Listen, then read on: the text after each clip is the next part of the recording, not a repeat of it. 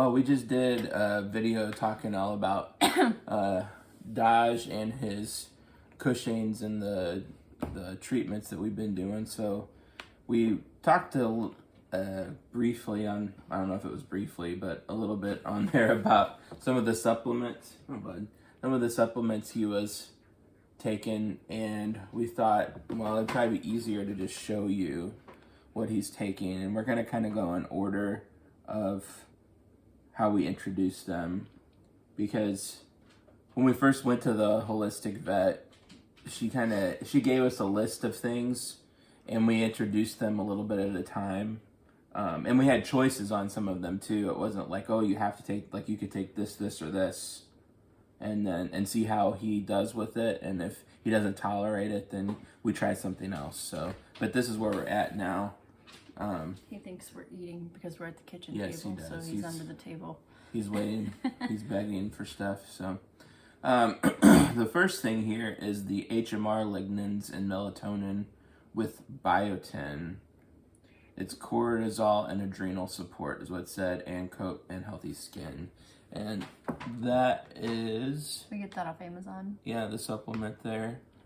We started him on that. Because that's where our research led us. Yeah, and that's before we even went to the holistic doctor. We found this stuff in several websites. I guess you were looking for information. Mm-hmm. And so we started him on this.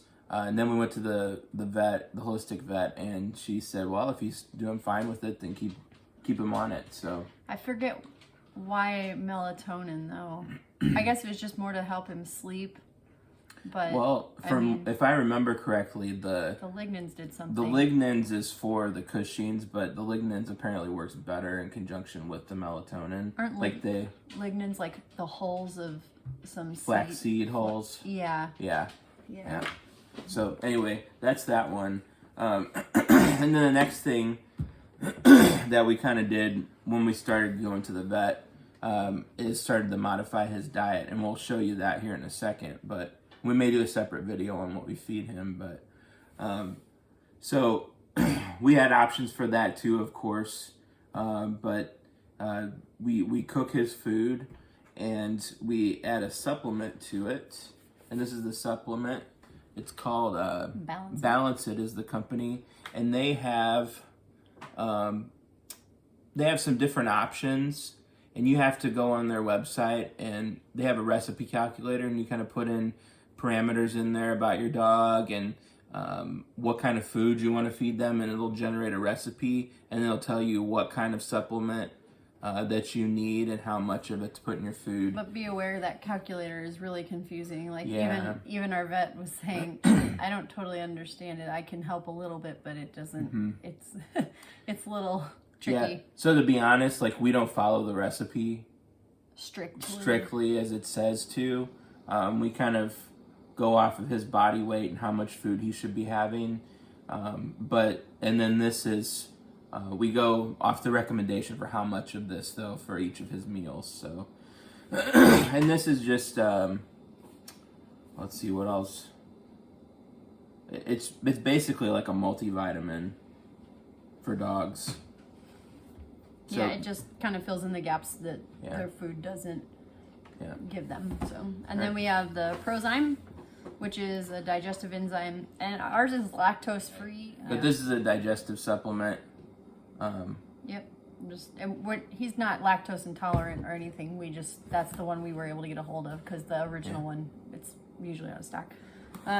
This is something that I had put him on like prior to going, and that's the Mercola, the probiotics, complete probiotics, and I get that for him just because I follow Dr. Karen Becker. She's a really great vet to follow. She's got a lot of great information on her Instagram and her website, and so she was highly recommending this. I think she does some work for Mercola, so she's really a good one to get info from if you need it. But sorry, anyway, so this is one that you just want to keep them on just every day in the morning, 2 scoops in the morning and on their food, and it just For his body size. Yeah, it helps. 2 scoops. Yeah, it helps him. You know, probiotics are always good. It's always good for your gut. Helps his gut. So probably could have made that a lot shorter. The next things are the standard process, and these are the ones that we use. This one is the Diaplex.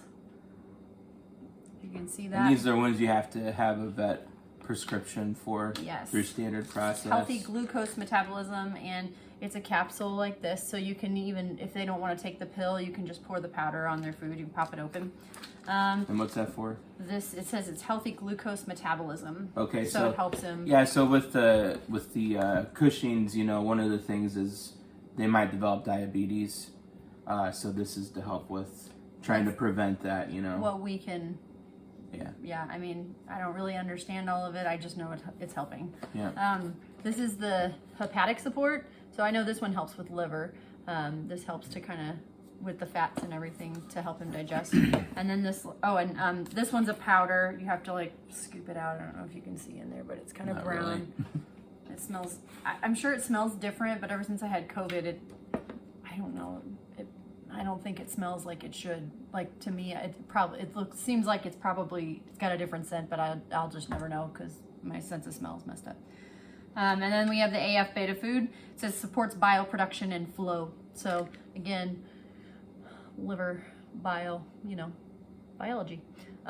So that helps. And these are just little tablets. I can get one out and show you.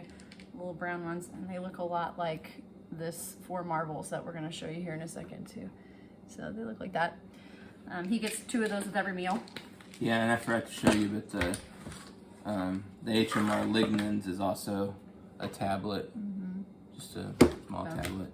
And we put these in his food, and he just eats them. The only one that we don't put in as is the the Diaplex? Yeah, this one that's in the capsule. We empty that out into his food. For his joint supplement, we do the Ficox Max, and that really seems to help him. Again, they told you earlier they look like a Rolo. They don't stink, but they don't smell good. So, little doggy Rolo. He gets half of them, one of those a day, right? I've been putting a full one in, but I don't know. It's hard to tell. Like, I'm going to talk to the vet about that again and see what maybe, because he seems like he's slowing down a lot more. This is one of the Crane supplements.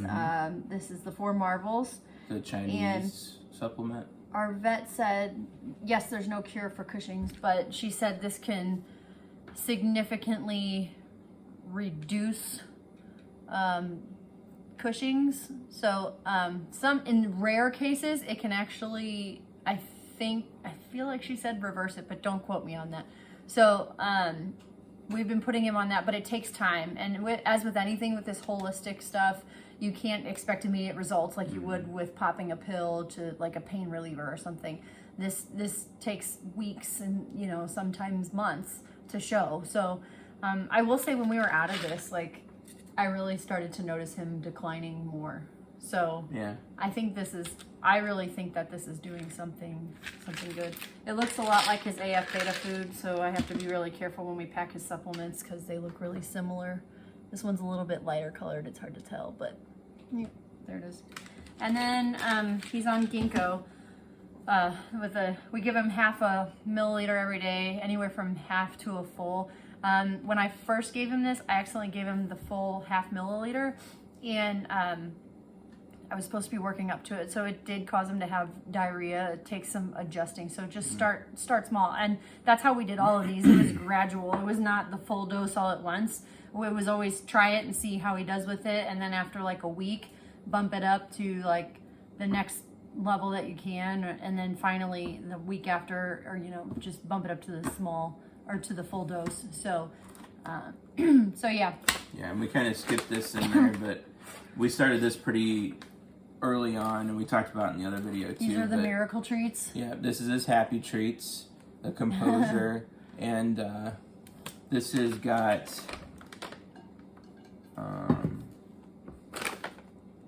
ashwagandha. Does it? That's what you said. Anyway. Yeah. It should. L-theanine, thiamine, so B1, ashwagandha. Brewer's yeast. So they do smell pretty herbal. Yeasty. Yeah. He loves them. He eats them right up. Yeah. But you can. They're soft. So with this, we give him one a day, and then if we know he's gonna be stressed out by something, we'll give him an extra one. And it says on here that you can give him an extra one occasionally if you want to. It'd probably be great for like fireworks or 4th of July. Yes. Yeah. I recommend them. We gave them to my parents when they had their dog, and I don't think he took well to them. It just depends on you. You just gotta try it and see if it helps your dog, but it definitely helps him to calm down. So we recommend it. 2 thumbs up. So you're probably looking at all this and going, whoa. But again, that is yeah, he's got his own tub. Yeah, that's a lot of stuff there. And for like when we first started doing this, we every time we fed him, we would put it all in his food. Just be like, here's a scoop of this, here's a scoop of this. Yeah, and it took forever.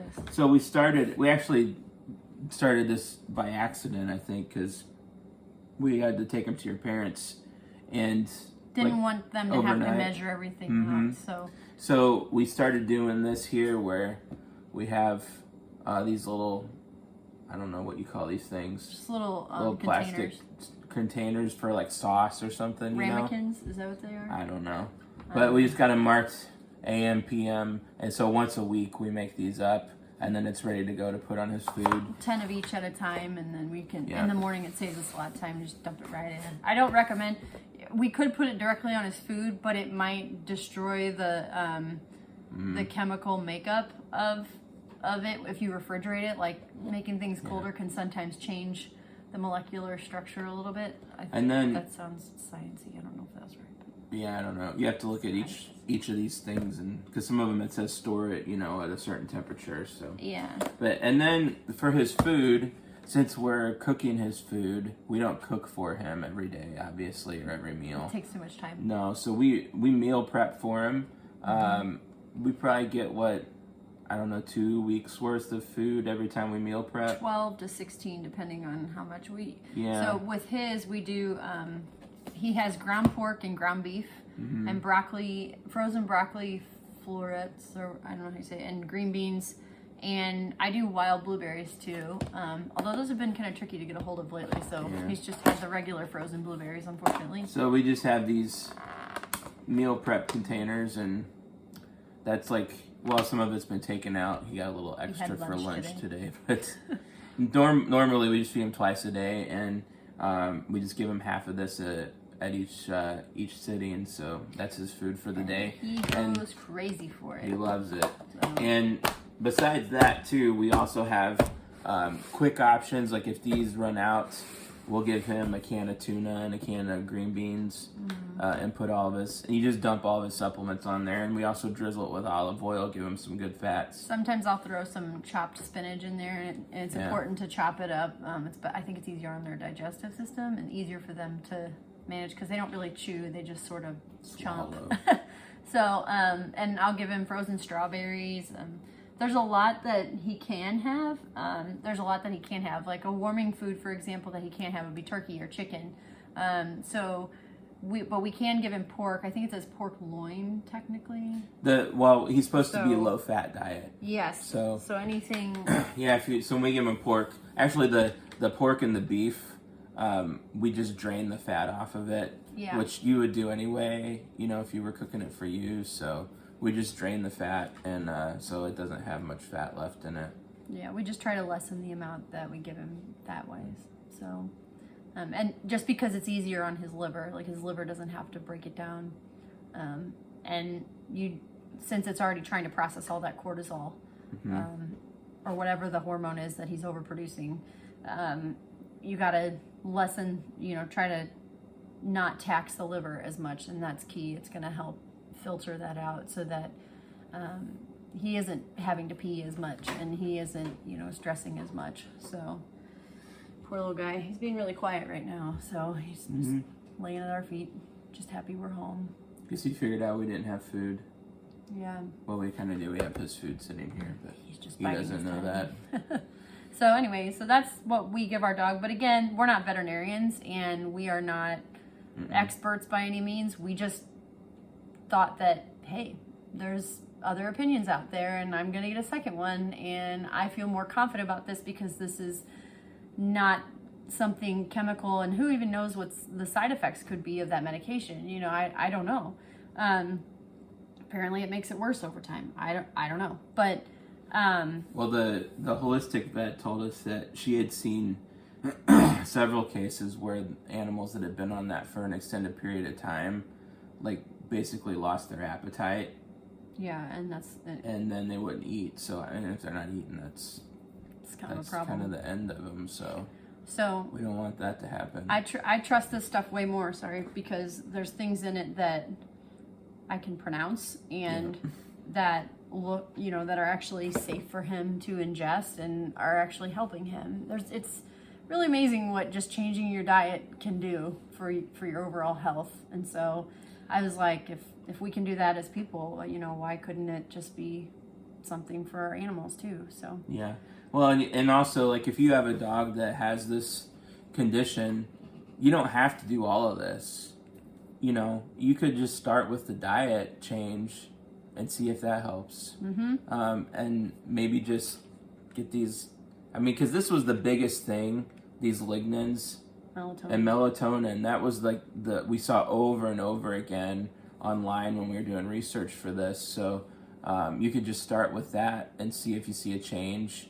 Modify their diet, you know, give them stuff to help just with their typical health, you know, like the digestive enzymes and the supplements, like, you know, because that's when we want to be healthy, we take supplements, you know. We don't just treat symptoms, like, you know. Well, I mean, I guess when you have a cold, you try to mitigate the symptoms, but you know, you want to figure out why you're getting sick in the first place. I know there's been times where we just keep getting sick and sick and sick. Like, I feel like this year it was every couple weeks we'd have something new.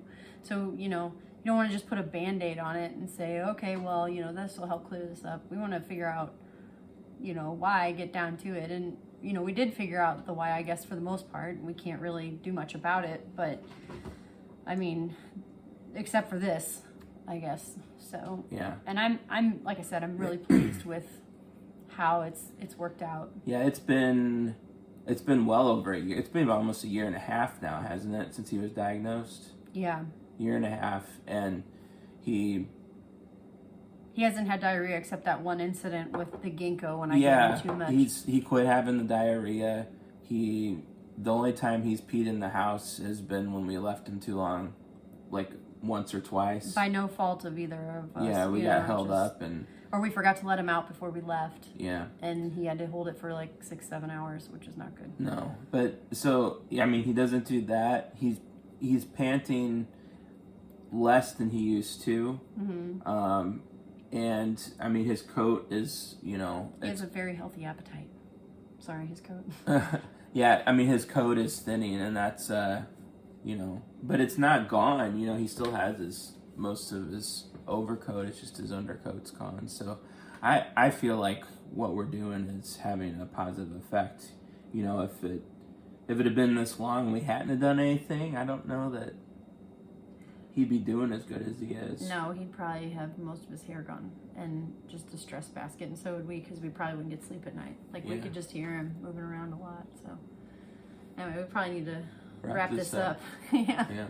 So thanks for watching, and yeah, if you have any questions, leave them in the comments. We'll try to answer if we can. But I mean, like we said, we're not doctors, we're not vets. Nope. Always consult your veterinarian, and if you don't like what they have to say, you know, if you think maybe if they say it's the one and only option, find a second opinion, because there are options. Yeah. And they're smart, and they know what they're doing, but that doesn't make them right all the time. Yeah, and we're not trying to like down, no, you know, regular vets by any means. It's they're educated in their way of doing medicine. Yes. And they know that way, and that's the way they're going to tell you. So if you venture out there and look for someone who is educated and another way of doing things, you might find that that way works better, or you might find that theirs worked better. Yep. But if you never ask questions, you don't know. You just and find someone who listens and wants to take time to answer your questions, like seems genuinely invested in your dog or in you if it's, you know, your own healthcare provider. But yeah, I'm not trying to down that vet by any means. I just didn't care for that is all. So I want more for my boy. I want to keep him around as much as, or as long as we can. So, and you know, if I saw a difference, and it made a difference for us. So, yeah. Anyway. Thanks for watching. Yeah. Till next time.